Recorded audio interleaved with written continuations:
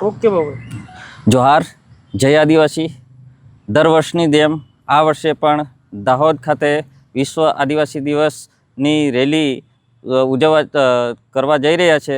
ત્યારે આ રેલીમાં દાહોદ જિલ્લામાંથી મોટી સંખ્યામાં તમામ આદિવાસી ભાઈઓ બહેનો ઉમટે અને આ રેલીમાં આપણે રંગેચંગે ભાગ લઈએ, તેમજ આ જે આદિવાસીની જે સંસ્કૃતિ છે, પરંપરા છે, રીતિ રિવાજ છે, આ એકતાનું જે પ્રતીક છે, શાંતિનું જે પ્રતીક છે, એ શાંતિના પ્રતીકને, એ એકતાના પ્રતીકને આપણે ઉજાગર કરીએ।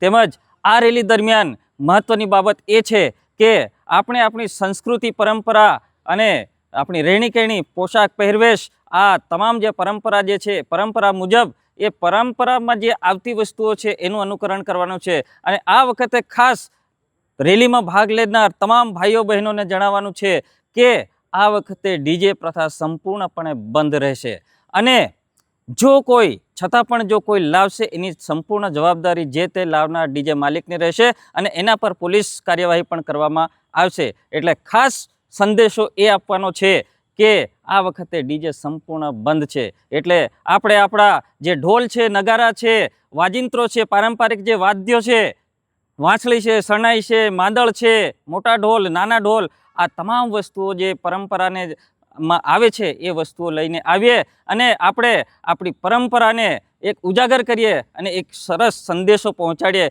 કે આદિવાસી કેટલો શાંતિપ્રિય છે, એ આપણે એક સંદેશો પહોંચાડવાનો છે। બીજી બાબત એ છે કે આ રેલી દરમિયાન કોઈએ પણ માદક દ્રવ્યો કે નશીલા પદાર્થોનું સેવન કરીને આવવું નહીં।